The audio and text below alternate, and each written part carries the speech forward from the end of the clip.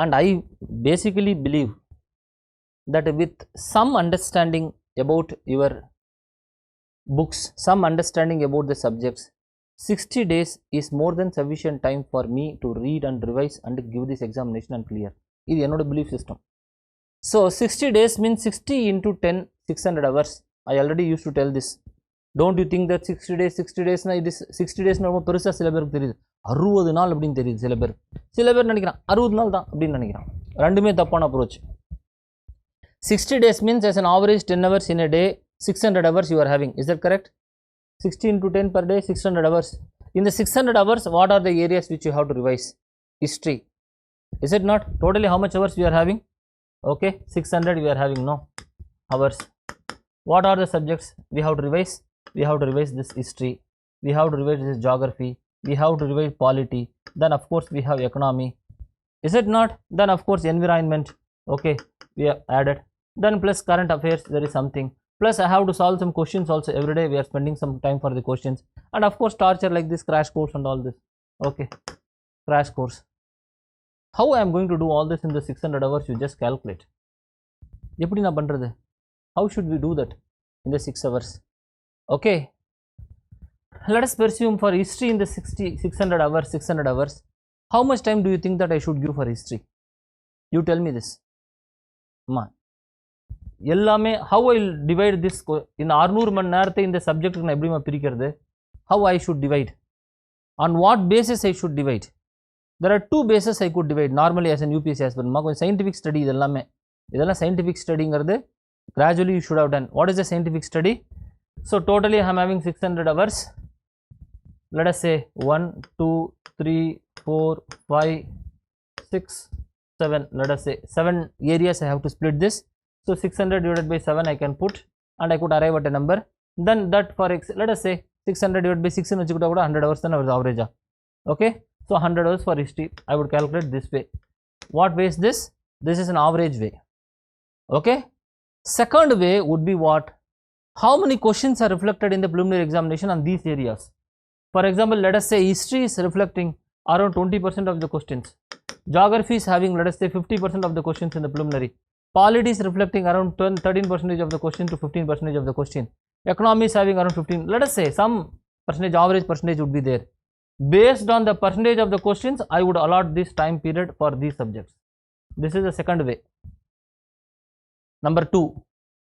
There is also a third way, third method, which says that, sir, 20% of the questions are asked, no doubt. But the point is, already I have read this subject. In this subject, just I have to revise once. I may not be needing so much time to do this subject as much I have required for other subjects. Just 20% of the time I am not needing that, because I have already done the subject. Moreover, I have done the subject and taken notes, which I am having, let us say 100-page notes I am having for history. Okay, in the 100-page note na படிக்கிறதுக்கு revise பண்றதுக்கு எனக்கு 20% of the time, 600 20% how much? Ma, 120 hours. I don't need this.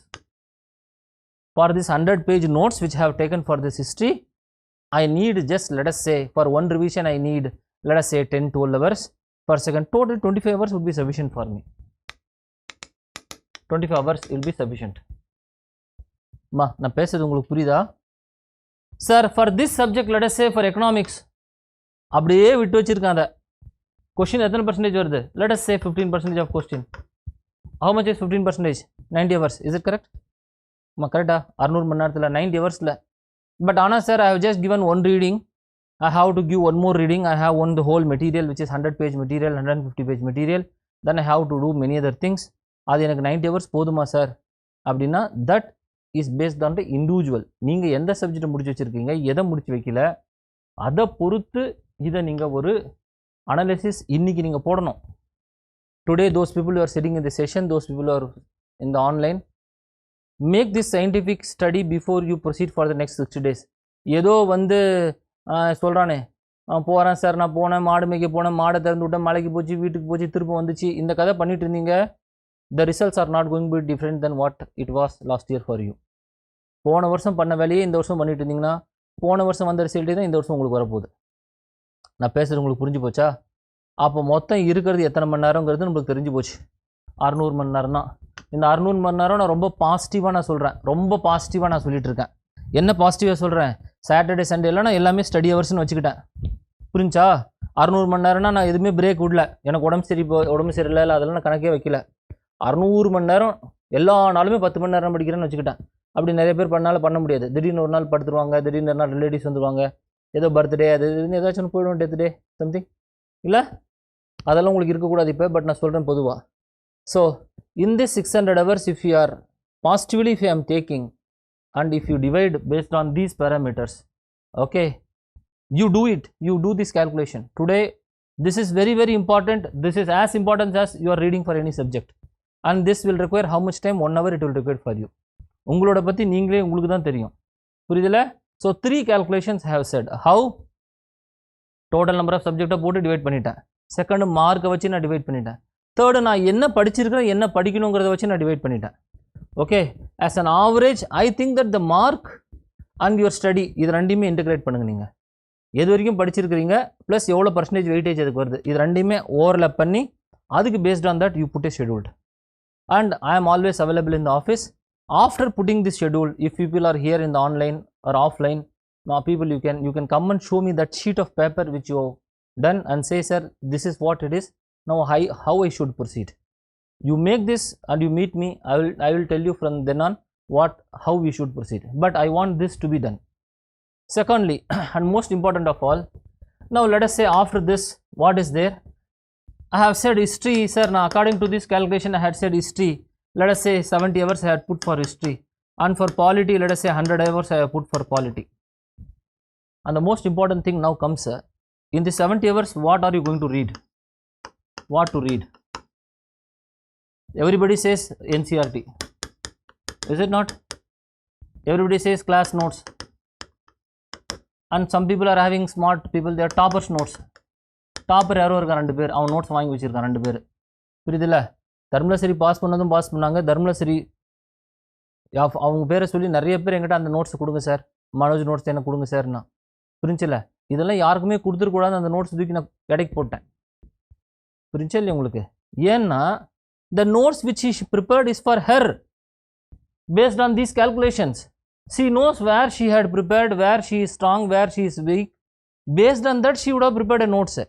கிளாஸில் ஒரு notes Indian ஹிஸ்ட்ரியில் Indies வேலி சிவிலைசேஷனில் அவங்க ஏதோ ஒரு நோட்ஸ் எடுத்திருக்காங்கன்னா அவங்களுக்கு எது மறக்குமோ, எது அவங்களுக்கு தெரியாதோ, அவங்க எது ரிவைஸ் பண்ணணும்னு நினைக்கிறோம் அதுதான் அவங்க நோட்ஸில் இருக்கும். அந்த நோட்ஸ் எதுவும் உங்களுக்கு அப்ளிகபிள் பண்ணோன்னா பண்ண முடியாது. அது ஏன்னா அவங்களுக்கு தெரிஞ்சது உங்களுக்கு தெரியாது, அவங்களுக்கு தெரியாதது உங்களுக்கு தெரிஞ்சிருக்க வாய்ப்பு இருக்குது. அம்மா நான் பேசுகிறது கொஞ்சம் புரியுதா? அதனால் டாப்பர்ஸ் நோட்ஸ் எல்லாம் வாங்கி பார்த்துட்டு திரும்ப அவங்ககிட்டே கொடுத்துருங்க. நம்மளுக்கு தேவையில்லாது. சும்மா வாங்கி பாருங்கள் எப்படி எழுதியிருக்காங்கன்னு சொல்லிட்டு அதுலேருந்து ஏதாச்சும் லேர்ன் பண்ணிவிட்டு ஒரு 10 நிமிஷத்தில் நோட்ஸ் அவங்ககிட்டே திருப்பி கொடுத்துருங்க. புரியுதுல்ல? Sir, can we start all the NCERTs? Let us say 70 hours I am having for history. Ancient Indian NCERT 1. அதை நம்ம நிறைய பேர் சொல்லியிருக்கோம். நிறைய இன்ஸ்டியூட் 6வது 7வது 8வது 9வது 10 11 12 நியூ NCERT ஓல்டு NCERT இது எல்லாமே இந்த 70 மணி நேரத்தில் இப்போ படிக்க முடியுமா? ஆமாம், உங்களை கேட்குறேன். நீங்கள் எதோ படித்து வச்சுருக்கீங்களே 6வது 7வது 8வது 9வது 10வது NCERT தான் வச்சுருக்கேன் சார். ஓல்டு இருக்குது, நியூ இருக்குது. புரிஞ்சில்ல? எப்படி நம்ம பண்ண போகிறோம் sir? how are we going to do? Basically what I already told you some time back, I don't know whether ரொம்ப நாளைக்கு முன்னாடியே நான் உங்களுக்கு ஒரு மணி அடித்தேன், உங்களுக்கு கேட்டுச்சேன்னு தெரில. ஒரு NCERT நீங்கள் படிக்கிறீங்கன்னா அந்த NCERTயுடைய சிந்தசிஸ் நோட்ஸ் உங்கள்கிட்ட இருக்கணும். சிந்தசிஸ் நோட்ஸ்னால் என்னென்னா, இந்த whole NCERT you read once, you understand the story part, and from there there are just some points or keywords which only would be asked in the examination. They are not going to ask the whole NCERT. For example, if you open one NCERT one page, 2 side திறந்து வச்சிங்கன்னா சில NCERTயில் ஒரு வார்த்தை 2 வார்த்தை தான் key terms இருக்கும். Key terms, they may not ask anything other than these terms, and this also only rarely they will ask. So if totally an NCERT is having 100 page, let us say, in the 100 page hardly you will have 70 to 80 words or sentences where in which question could be picked. So 6வது NCERT na இன்னும் கம்மியாக போய்டும். அது 30 to 40. 10வது 12வது NCERT na கொஞ்சம் அதிகமாகும், 70 to 80 100 sentences or 100 key words, key aspects. So if you would have compiled all the NCERT, there would not be more than, let us say, 300 to 400 or 500 if you see in the higher extent also, sentences or aspects where questions could come. அந்த 500 மட்டும் உங்களுக்கு தெரிஞ்சுன்னா நீங்கள் அதை மட்டும் revise பண்ணுறதுக்கு இந்த 70 மணி நேரம் ரொம்ப அதிகம். சார் நான் அப்படி எடுத்தே வைக்கல, நான் என்ன சார் பண்ணுறோம்? இப்போ வந்து திடீர்னு சொன்னீங்கன்னா, நாங்கள் உங்களை இன்றைக்கி தான் ஃபஸ்ட்டு பார்க்குறோம், நீங்கள் யாருன்னே எங்களுக்கு தெரியாது, ஏதோ பார்த்தோம் வந்து உட்காந்துருக்குறோம், நாங்கள் என்ன சார் பண்ணுறது? இப்போ நாங்கள் what we can do now? Is it not this question we have to address? No? Yes sir. No. நீங்கள் என்ன அடுத்த வருஷம் 2023க்கு பதில் சொல்லிட்டு இருக்கீங்க, 22க்கு சொல்லுங்கள் சார், 60 நாள் இருக்குதுன்னா. Everybody would have read the NCERT definitely, mostly. அதில் அண்டர்லைன் பண்ணி வச்சுருப்பான், அதனாச்சும் அட்லீஸ்ட் பண்ணி வச்சுருப்பான் நான் நினைக்கிறேன். ஆனால் நிறைய பேர் அண்டர்லைன் பண்ணுங்கிற பேரில் எல்லா லைன்லையும் பண்ணி வச்சுருப்பான். இது ஒரு பெரும் பாடு. அப்படி பண்ணக்கூடாது. How to read a book, I had already made a video and I have already told in the class. அதை நீங்கள் ஃபாலோ பண்ணியிருந்தீங்கன்னா இந்த குழப்பம் உங்களுக்கு வந்திருக்காதுன்னு நினைக்கிறேன். How to read a book, எப்படி அந்த புக்கை நம்ம படிக்கிறது? ஒரு புத்தகம் எடுத்து வச்சுக்கிட்டிங்கன்னா 2 சைடு எடுத்துகிட்டு படிச்சிட்டிங்கன்னா எது ரொம்ப கீவேர்ட்ஸ் அதை மட்டும் தான் நீங்கள் அண்டர்லைன் பண்ணணும். So in any book, in any page, not more then 20% of the line should be underlined. சில பேர்லாம் 80% அண்டர்லைன் பண்ணுறான். தி ஈஸ் அதை மட்டும் விட்டுறான்னு நினைக்கிறேன், இல்லை அதையும் பண்ணிடுவான்னு நினைக்கிறேன். புரிஞ்சலையே உங்களுக்கு? டைட்டில் புக்கு ஃபஸ்ட்டு பேஜில் லாஸ்ட் பேஜ் வரைக்கும் சில பேர்லாம் அண்டர்லைன் ஸ்ட்ரைட்டாக பண்ணாமல் இப்படி வளைஞ்சு போட்டிருக்கான், பென்சிலில் மார்க் பண்ணியிருக்காங்க. அப்படி நீங்கள் என்சிஆர்டி படிச்சிருந்தீங்கன்னா அது நம்மளுக்கு பெரிய தலைவலி. இப்போ அது ஒன்றும் பண்ண முடியாது. Okay, I have told you, when you read the NCERT there is a scientific way. Not only NCERT, any book, keywords has to be underlined. அதுலேயும் கீவேர்ட்ஸ் இருக்கும்ல. For example, there is one sentence which you are telling, okay, Aurangzeb, during the time of Aurangzeb, he had a ship, the name of the ship is Gajji Shawai, Gajji Shankar, some ஒரு வார்த்தை இருக்குது. புரிஞ்சா உங்களுக்கு? அது கண்டிப்பாக கேட்கறதுக்கு வாய்ப்பு இருக்குன்னு நம்மளுக்கு மனசில் தோணுச்சுன்னா அந்த சென்டென்ஸை நம்ம அண்டர்லைன் பண்ணி, சார் அந்த 2 லைனில் இருந்து ஒரு வார்த்தை நம்ம எடுத்து மார்ஜினை எழுதணுங்கிறத நான் கிளாஸில் சொல்லியிருக்கேன். என்சிஆர்டி புக் எப்படி இருக்கணும்? பேசிக்கலாக சில அண்டர்லைன் இருக்கணும், அதுலேருந்து சில வார்த்தைகள் எடுத்து மார்ஜின் எங்கன்னா எழுதி வச்சுருக்கணும். So in the 70 hours, what at the maximum you could do is read only those underlined words and read only those words or sentences which would have written on the margin. Okay, அதுக்கு இந்த 70 மணி நேரம் ரொம்ப அதிகம். ரெண்டாவது point, sir பரீட்சைக்கு முன்னாடி ஒரு வாரத்துக்கு முன்னாடி என்ன பண்ணணும்? What I should do just 1 week before the examination? You can just read those words which you have written in the margin. You need not have to have a separate notes for NCERT. In the same NCERT, whatever you are reading, you are underlined something, you are marked something. நான் பேசுறது உங்களுக்கு புரியுதா? அதை மட்டுமே நீங்கள் பண்ணாலே போதுமானது. That itself will be sufficient. Okay, right no you cannot be reading starting from line by line, word by word. அப்படிலாம் எப்படி எவ்வளோ ஃபாஸ்ட்டாக நீங்கள் படித்தாலும் படிக்க முடியாது. நிறைய பேர் சொல்கிறேன் என்சிஆர்டி நான் ஃபாஸ்ட்டாக ரிவைஸ் பண்ணிடுவேன்னா எப்படி வேகமாக படிப்பீங்களா? ஸ்பீடு இன்ட்டு 2 இன்ட்டு 3 போட்டுருவீங்களா என்ன? அப்படிலாம் கேட்க முடியாது, அப்படிலாம் படிக்கவே முடியாது நீங்கள். What you can do in 1 page, instead of reading the 2 page, you will read around 3-4 sentences which you have already marked. Maybe you will think over 1 or 2 words which you already read. நான் பேசுகிறது புரியுதில்ல? அப்படி நீங்கள் படித்தா தான் இந்த 70 ஹவர்ஸுங்கிறதே நம்ம முடிக்க முடியும். புரிஞ்சில்ல? அப்படி நீங்கள் சில என்சிஆர்டிஸை பண்ணி வச்சுருப்பீங்க, அதை கண்டிப்பாக only that you revise. Okay sir, இதெல்லாம் பண்ணவே இல்லை, நான் என்ன பண்ணுறேன் இப்போ அப்படின்னு நினச்சிருந்தீங்கன்னா அதுக்கு ஒரு பதில் இருக்குது. நான் இப்போ என்ன நான் உட்படுத்திக்கிட்டு சொல்கிறேன், I am putting myself in your picture. If I have done, definitely I have done myself. நான் பல வருஷம் படித்தது நோட்ஸ் அப்படி எடுத்து வச்சுருக்கேன். ப்ரீவியஸில் used to take synthesis from the synopsis from the NCERT படிச்சுட்டு அதுலேருந்து நான் எடுத்து ஒரு தனி நோட்டில் எழுதி வச்சுருந்தேன். நான் அந்த படித்த காலத்தில் ஃபஸ்ட் அட்டம் செகண்ட் அட்டம்லாம். அப்புறம் யோசிச்சு பார்த்து தான் வீணாக பண்ண டைம். ஏன் என்சிஆர்டியில் மார்க் பண்ணிடுவோம், முக்கியமானது அடிஷனல் பாயிண்ட் அங்கேயே எழுதிடுவோம். So NCERT 1 NCERT is there. If I take 1 NCERT 2 hours, I will complete the whole NCERT. How? I will not read sentence by sentence, because you know what is very important, we have marked that. What is very important keywords, we have written it. Only that we will revise. Very rarely in some of the NCERTs I would have written more data than what is given in the book.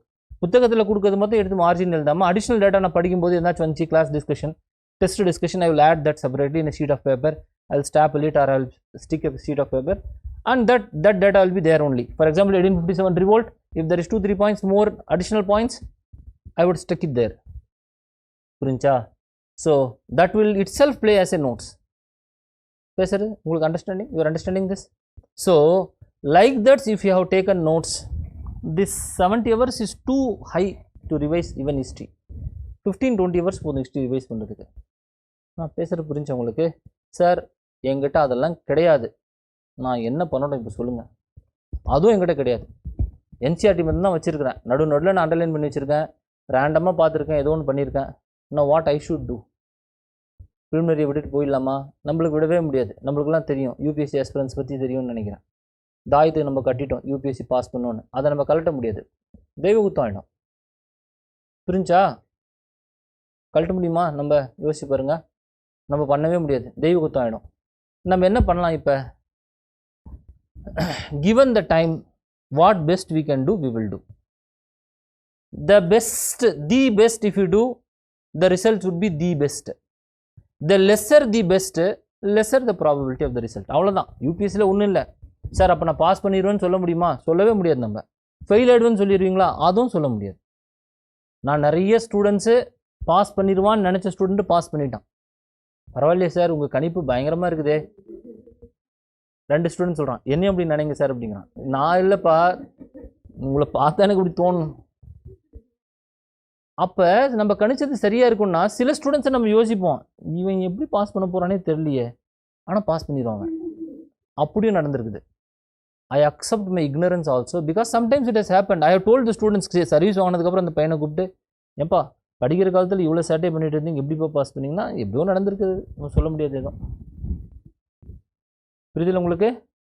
So இப்போ என்ன sir பண்ணுறது? 60 நாளில் நான் இதெல்லாம் NCERT நோட்ஸும் எடுத்து வைக்கல, ஒன்றும் இல்லை. நோட்ஸுங்கிறது என்னென்ன ஃபஸ்ட்டு உங்களுக்கு புரியணுமா? நிறைய பேர் அதே தெரியாமல் நோட்ஸ் எடுத்து ரூமில் அடுக்கி வச்சுருக்கான். நோட்ஸ்னால் கீழே நிற்க வச்சு அவனையும் நோட்ஸ் எடுத்து வச்சுன்னா அவனுக்கு ஹைட்டாக இருக்குது நோட்ஸ். 60 நாளில் படிப்பீங்களா இந்த நோட்ஸ்லாம்? 60 நாளில் எது ரிவைஸ் பண்ண முடியாதது உங்கள் ரூமில் இருக்குதோ அதெல்லாம் எடுத்து ஒரு என்னப்பா சொல்கிறது தமிழில், என்ன கட்டுறது? யானை கட்டுறதா? இல்லை, அது ஏதோ வார்த்தை. யானை கட்டுறதா? யாரை கட்டுறது? யாரை கட்டிடுங்க எல்லாம். 60 days what you cannot put your eye on, it is better you clean that from your room. இப்போ இன்றைக்கி அந்த வேலையெல்லாம் முடிச்சிருவோம். இன்றைக்கி நம்மளுக்கு first day for us. No, ரூமில் போய் பாருங்கள். I am having 600 hours. ஒரு book you are seeing one history book, let us say. இந்த history book for that history around 100 hours to 80 hours I am having. இதில் இந்த book என்னால் படிக்கிறதுக்கு வாய்ப்பு இருக்குதா? அப்படின்னா அது அங்கே இருக்கட்டும். இல்லையா, எடுத்து ஒரு டப்பாவில் போட்டு யானை கட்டிடும். ரூம் கொஞ்சம் சுத்தம் ஆகும், உங்கள் மைண்டு கொஞ்சம் சுத்தம் ஆகும், டென்ஷன் குறையும், இருக்கிறது அட்லீஸ்ட் ஒழுங்காக படிப்பீங்க. Any notes for any subjects should not be more than 200 to 250 pages now at this juncture. 200 250 pages reference material you can have somewhere in corner. இதை படிக்கும்போது திடீர்னு ஒரு ரெஃபரன்ஸ், ஒரு கான்ஸ்டியூஷன் ஏதோ படிச்சுட்டு இருக்கீங்க, சடனாக உங்களுக்கு ஒரு டவுட் வந்துருச்சு, நீங்கள் ஏதோ நோட்ஸ் கீ நோட்ஸ் வச்சுருக்கீங்க, அதில் படிக்கும்போது definitely you will not be having all the explanations. So suddenly you had a doubt, you saw something in the newspaper, you believed something else, in the newspaper it is given as something else, then you can of course refer the constitution. அது எங்கேயோ ஒரு இடத்துல வச்சுருக்கீங்க, எடுத்து refer பண்ணலாம். அதுக்காக கான்ஸ்டியூஷனை வச்சு படிச்சுட்டு இருந்தீங்கன்னா வழங்காமல் போயிடும். நான் பேசுறது உங்களுக்கு புரியுதா? So notes should be less, notes should be precise, notes should be that which you constantly need to revise again and again. Okay, புரிஞ்சல? அப்படி நீங்கள் நோட்ஸ் வச்சுருந்தீங்கன்னா இந்த ப்ரிலிமினரி 100% கிளியர் பண்ண போகிறீங்க. ப்ரிலிமினரி மட்டும் இல்லை, சர்வீஸும் வாங்க போகிறீங்க இந்த வருஷம். பேசுகிற புரியுதில்ல? சார் என்னன்னே தெரியல, மொத்தமாக நான் பாட்டுக்கு ஏதோ ஒன்று எடுத்து வச்சுருக்கிறேன், சம்திங் ஐ ஹேவ் கெப்ட், எனக்கு ஒன்றுமே புரியல. இப்போ நான் என்ன சார் பண்ணிட்டோம் சொல்லுங்களேன். என்கிட்ட நோட்ஸ்ன்னு ஏதோ ஒன்று இருக்குது, ஆனால் ஒரு 500 பேஜ் வச்சுருக்கேன் notes. Definitely I am telling you, if you have 500 page notes for any subject, calculate பண்ணுங்க. 1 2 3 4 5 6 6 into 500 எவ்வளோமாச்சு? 3000. ப்ளஸ் கரண்ட் அஃபேர்ஸ் நிறைய பேர் ஒரு 2000 பேஜ் வச்சுருக்காங்க. கரண்ட் அஃபேர்ஸ் எதுவும் ஒன்று இருக்குல்ல, எல்லாரும் மாதத்துக்கு ஒரு 100 பேஜ்னு வச்சுக்கிட்டாங்களோட 10 மாதம்னா 100 into 10 எவ்வளோ வச்சுப்பா? 1000 பேஜ். எப்படிப்பா வழங்கும்? யோசிச்சு பார்த்தாலே ஒரு லாஜிக்காகவே நம்மளால் முடியலையே. யோசிச்சு பாருங்கள், ஒரு பிளேட் ரொம்ப இட்லி இருக்குது, நம்மளோட வாயோட கெப்பாசிட்டி என்ன, டைஜஷன் கெப்பாசிட்டி என்ன, டைம் லிமிடேஷன் என்னன்னு தெரியுது. பார்த்தோன்னே முடிவு பண்ணிட முடியுமா? இல்லை இது முடியாது சார், இது வேணாம், இந்த காம்படிஷன் வேணாம்னு முடிவு பண்ணுறோமா இல்லையா? தட் இஸ் இன்டெலிஜென்ஸுங்கிறேன் நான். இல்லையா சார், சாப்பிட்டு தான் ஆகணும், காம்படிஷனில் பார்ட்டிசிபேட் பண்ணி தான் ஆகணும்னா பாதி இட்லியை தூக்கி வச்சுட்டு மீதி இருக்க இட்லியை சாம்பார் எடுத்து கொட்டி பிசைஞ்சு வேறு மாதிரி சாப்பிட்ருவோங்கிறேன் நான். இப்போ என்ன தான் நம்ம பண்ணுறது அப்படின்னா அதுக்கு வேறு ஒரு டெக்னிக் இருக்குது. பட் அது கொஞ்சம் வழியே இல்லாமல் இந்த டெக்னிக் நம்ம யூஸ் பண்ணுறது தான். பட் அதுவும் இல்லாமல் வேறு ஒரு டெக்னிக். நம்ம என்ன டெக்னிக்னா, in any subject if you see for example, it is essential that you should know the fundamentals of all the areas of the key subject. For example history எடுத்துக்கோங்க. இண்டஸ் வேலி சிவிலைசேஷன் ஒரு topic இருக்குது. Indus valley சிவிலைசேஷனை பற்றி key points எல்லாம் எடுத்து எழுதுனீங்கன்னா ஒரு 10 page 12 page வரும். ரொம்ப கீ எடுத்து அதை மட்டும் எழுதுனீங்கன்னா, நான் பேசுகிற புரியுதோ, 10 pages. பட் கொஞ்சம் பேர் ஒரு 10 பேஜ் 12 பேஜ் வச்சுருக்கான்னு வச்சுக்கோங்க. இப்போ சார் அது என்கிட்ட இல்லை சார், நான் என்ன பண்ணுறோம், நீங்கள் அதை தான் சொல்லிட்டு இருக்கீங்க. அப்போனா நான் என்ன சொல்கிறேன்னா, யூபிஎஸ்சியில் பாஸ்ட் 10 years ட்ரெண்ட் எடுங்க. இப்போ 60 நாள் என்ன முடியுமோ அதை சொல்கிறேன். ட்ரெண்டுன்னு என்ன? What trend you are telling? Questions. UPSC's previous year questions you take. In the UPSC's previous year question, you will be surprised to know he is asking questions only in a particular area, in particular pattern. You master that, you decipher that. Questions எடுத்து பார்த்தாலே போதும். UPSCயில் இருக்கிற questions எடுத்து area wise அந்த கொஷின்ஸை பார்த்தாலே உங்களுக்கு தெரிஞ்சிடும் இந்த டாப்பிக்கை படிக்கணுமா வேண்டாமா. நீங்கள் ஒரு டஜன் மெட்டீரியல் வச்சுருக்கீங்களே, அதுலேருந்து இந்த டாபிக் வரலன்னா அந்த ஏரியா அப்படியே தூக்கி வெளியே தள்ளி விட்ருங்க, தேவையில்லை நம்மளுக்கு. We are not going to read that. There will be some areas where no questions have been asked in the past 10 years. Why we have to read those areas? Because time is a luxury which you do not have. நம்மளுக்கு காலம் நிறைய இருந்துச்சு, time நிறைய இருக்குதுன்னா நம்ம எல்லாத்தையும் படிப்போம். நம்ம we will read from page to page. Now we have just 600 hours we are having. You understand? And that is the effort which we want to do it in this 40 days or something. இந்த 40 நாளில் நம்ம 35-40 நாள் நம்ம என்ன பண்ண போகிறோம்? ஒரு ஏரியாலேருந்து 6 class நம்ம பிளான் பண்ணிகிட்ருக்கோம்.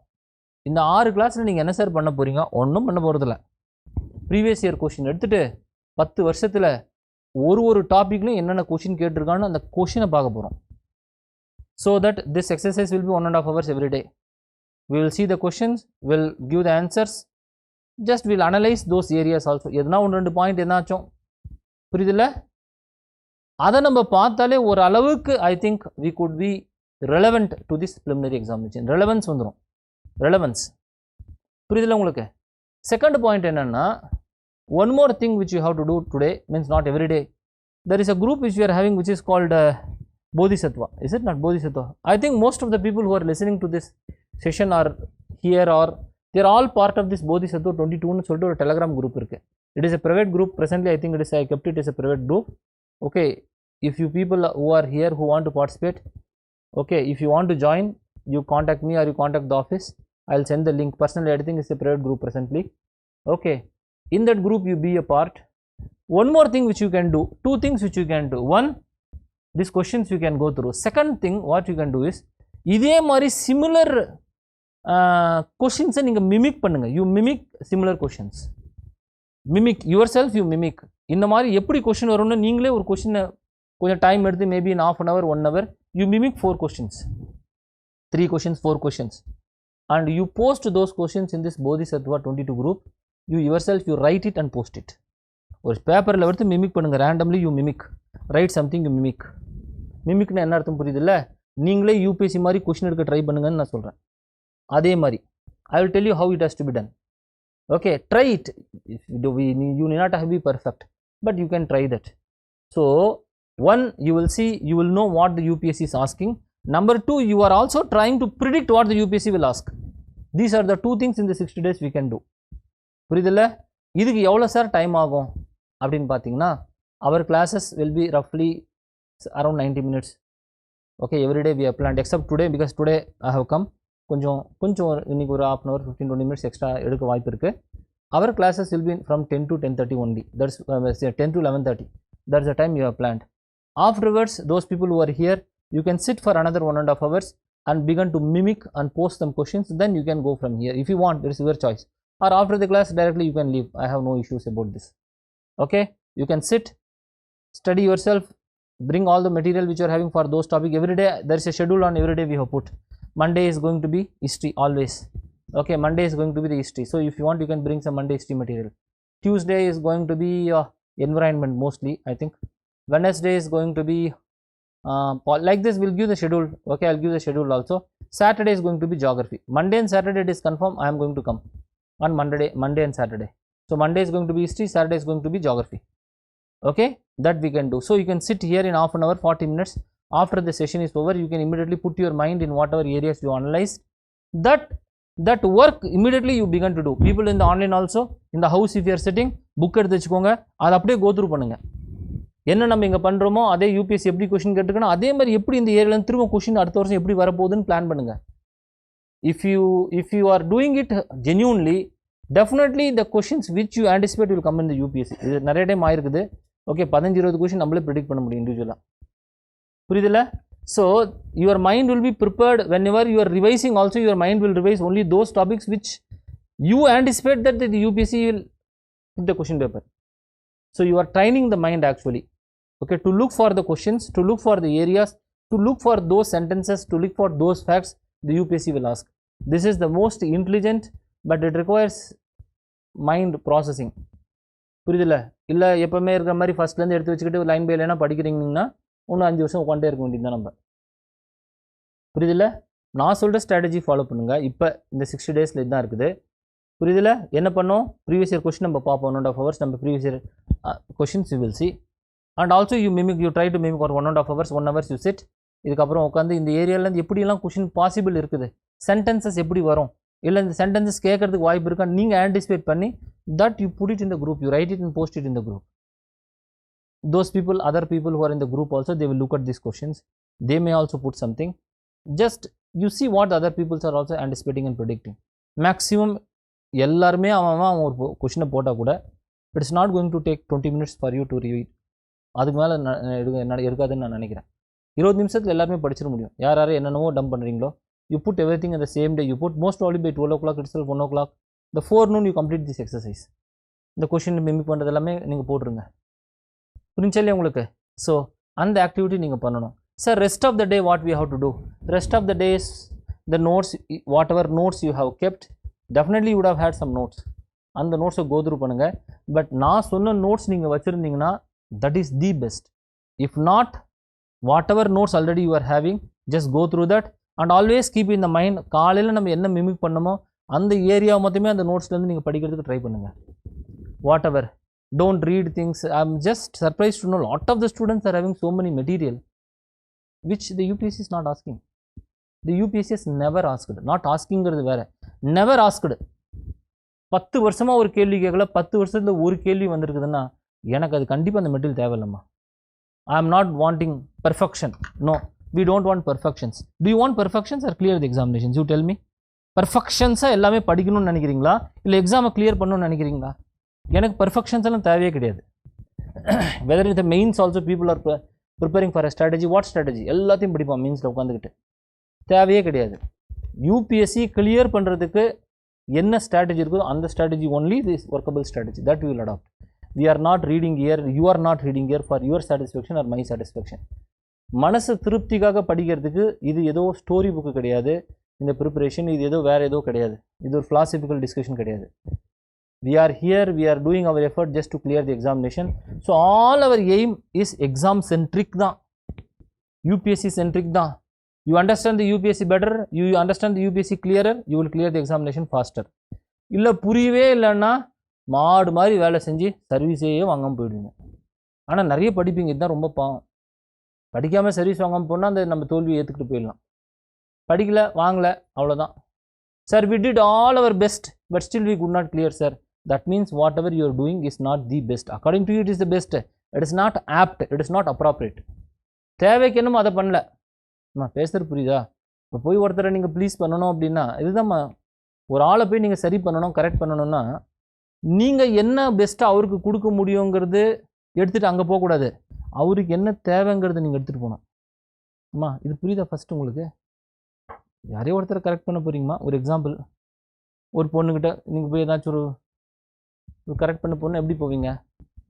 எனக்கு புக்ஸ் எல்லாம் பிடிக்கும், நான் புத்தகம்லாம் வாங்கிக்கிட்டு ஓகே ஆன் ரேன் அட்லஸ் ரஜ்டு புக்ஸ் எல்லாம் தூக்கிட்டு போய் அந்த பொண்ணை போயிட்டு பர்த்டே கரெக்ட் பண்ணணும்னு நினைக்கிறேன்னு வச்சுக்கோங்க. ஒரு எக்ஸாம்பிளுக்கு புத்தகத்தை கொண்டு போய் அந்த பொண்ணுக்கிட்ட என்னம்மா அப்படின்னு கொடுத்து அந்த பொண்ணு மேலேயும் பார்த்துட்டு வீணாக போனவனா இருப்பான்னு சொல்லுமா இல்லையா? அம்மா நீங்களே நியாயமாக யோசிச்சு பாருங்கம்மா. இது பெஸ்ட்டா, நான் புக்கெல்லாம் படித்து எடுத்துகிட்டு போய் கொடுக்கு இது பெஸ்ட்டா, இல்லை அவங்களுக்கு தேவையானது என்ன, ஒரு சின்ன ஒரு ஜிமிக்கி கமல் அப்படிங்க 2 பேர் சேர்ந்துக்கிட்டு சார் அது ஒரு 25 ரூபா ஆகும் சார் ஒரு காஸ்மெட்டிக், அதை வாங்கிட்டு போங்க சார்னா இல்லை எனக்கு அது பிடிக்கல. No, it's not up to you. You are all here to satisfy to the needs of the UPSC, not to satisfy my need or your need. First அது நல்லா தெரிஞ்சுக்கோங்க. உங்கள் திருப்திக்கு நீங்கள் படிச்சிங்கன்னா நான் இப்போவே சொல்லிடுறேன், இடத்த காலி பண்ணிடுங்க. யூபிஎஸ்சி உங்களுக்கு சரியில்லை. யூபிஎஸ்சியோட திருப்திக்கு தான் நீங்கள் படிக்க போகிறீங்க. UPSC is having some requirement. It requires something from the people. Fulfill that requirement. We are here for around 2 decades. I am preparing 2001 நான் ஃபஸ்ட் எக்ஸாம் எழுதுனேன். அப்போ இருந்து இன்றைக்கி 2022 நினைக்கிறேன். இதில் அப்பா 2 decades கிராஸ் ஆகிடுச்சு. சச்சின் டெண்டுல்கர்லாம் ரிட்டையர் ஆகிருப்பான். சச்சின் டெண்டுல்கர்லாம் நம்ம ஒன்றும் ரிட்டையர் ஆகாமல் இருக்கணும். புரிஞ்சுல? 20 வருஷமாக யூபிஎஸ்சி பார்த்துட்ருக்கோம், 20 வருஷம் யூபிஎஸ்சி ட்ரெண்டு பேட்டர்ன், அவனுக்கு என்ன தேவைங்கிறது நம்மளுக்கு ஒரு ஐடியா தெரியும். அதை மட்டும் நீங்கள் ப்ரிப்பேர் பண்ணுங்கள். And definitely this 60 days is too much for you. அந்த ஐடியா புரிஞ்சிடுச்சின்னா உங்களுக்கு 60 நாளில் 100% கிளியர் பண்ண முடியும். அதை புரியாமல் திரும்ப எடுத்து உட்காந்துட்டீங்க, நீங்கள் புக்கை திறந்துட்டீங்க, உங்களை யாரும் காப்பாற்ற முடியாது. புரிஞ்சில்ல? அப்போ யூபிஎஸ்சிக்கு என்ன தேவைங்கிறது யாருக்கு புரியுதோ அவன் சர்வீஸ் வாங்குவான், இல்லாமல் கஷ்டப்பட்டு சர்வீஸ் வாங்காமே போவான். புரிஞ்சில்ல? அப்போ யூபிஎஸ்சிக்கு என்ன புரியும்னு எனக்கு எப்படி சார் தெரியும்? ப்ரெசிடென்ட்னு ஒன்று இருக்குது, அதுக்கு தான் ப்ரெசிடென்ட்னு ஒன்று வச்சுருக்கான். ப்ரெசிடென்ட்னா முன்னோடி, முந்தைய யூபிஎஸ்சி கொஸ்டின் பேப்பர் முந்தைய எப்படி கேட்டிருக்கான்னு பாருங்கள். புரிஞ்சில்ல? அதுதான் key to success. That is always key to success. Solve the questions, think about other possibilities. That's what I am telling you. Mimicking, to mimic the questions, mimic the statements, post it in the group. இது ரெண்டுமே நீங்கள் பண்ணிங்கனாலே your possibility of clearing will increase 2-fold in this next 60 days. இப்போ என்ன possibility of நீங்கள் clearing இருக்குதோ அதோட ரெட்டிப்பாகுங்கிறது என்னோட ஒரு ஃபீலிங் இருக்குது. புரியுதில்ல? ஆன்லைனில் இருக்கவங்களும் சரி, மற்றவங்க எல்லாருமே சரி, கொஞ்சம் மைண்ட் அப்ளை பண்ணுங்கள். Apply your mind, let your energy be fructified. Are we understanding? Any doubt before you proceed with this questions? ஏதேனும் சந்தேகம் இருக்குதா?